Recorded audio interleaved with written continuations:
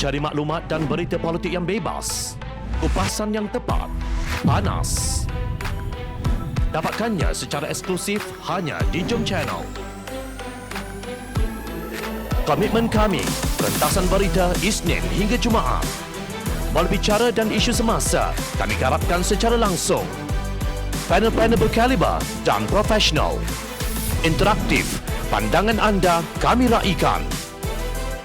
Jangan lupa bersama kami di setiap hujung minggu dalam edisi khas mingguan. Jom Channel, moving forward, sharing a new experience.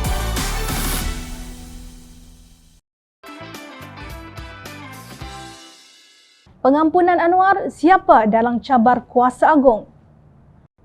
Apakah motif mempersoalkan kesahan pengampunan diraja yang diperolehi Datuk Seri Anwar Ibrahim pada tahun 2018? Tidak perlu menjadi genius untuk membuat kesimpulan bahawa ia didorong oleh alasan yang entah apa kerana hakim pun tidak nampak. Panel 3 hakim Mahkamah Rayuan Datuk Hassanah Mihad, Datuk Indra Muhammad Sofian Abdul Razak dan Datuk Lee Heng Chiang memutuskan bahawa dakwaan Muhammad Khairul Azam terhadap Anwar jelas tidak kukuh kerana beliau tidak menyatakan sebarang alasan tindakan terhadap mereka. Menurut laporan media dalam penghakimannya, Hakim Hassanah yang mengetuai panel hakim itu berkata, Muhammad Khairul Azam tidak mempunyai hak untuk mempersoalkan pengampunan atau nasihat yang diberikan oleh lembaga pengampunan itu kepada Yang di-Pertuan Agong dalam memberi pengampunan.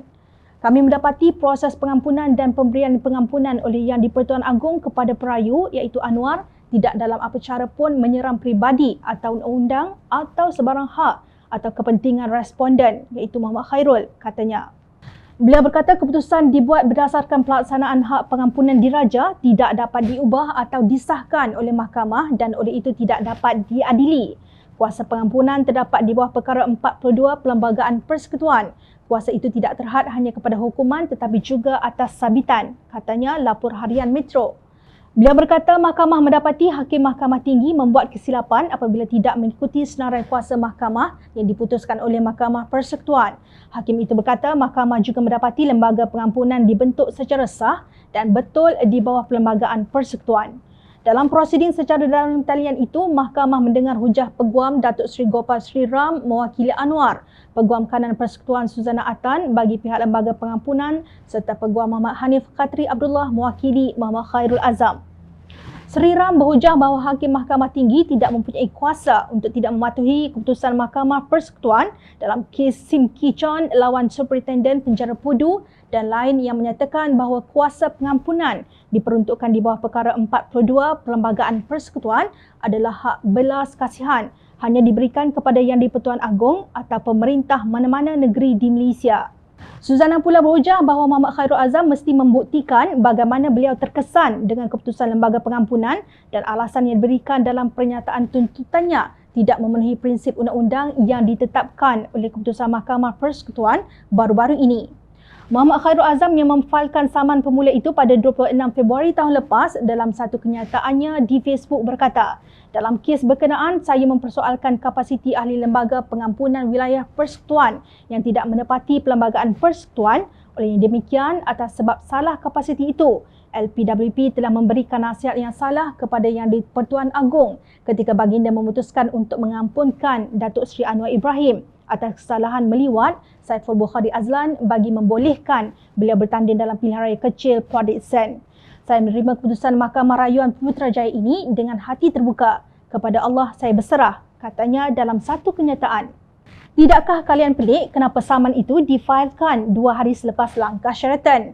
Mengapa tidak selepas pengampunan itu dibuat ketika Sultan Muhammad V masih menjadi Yang di-Pertuan Agong sekiranya beliau benar-benar mahu menegakkan keadilan dalam undang-undang?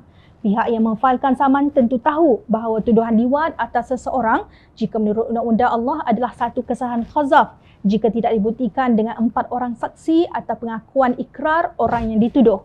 Menurut mazhab Jumhur Ulama, tuduhan liwat ke atas seseorang adalah kesalahan khazaf jika tidak dibuktikan dengan 4 orang saksi lelaki atau pengakuan ikrar orang yang dituduh. Tulis Datuk Seri Dr. Zulkifli Muhammad Al-Bakri dalam Bayan Lina siri ke-183. Isu khazaf adakah termasuk tuduhan liwat bertarikh 13 Jun 2019.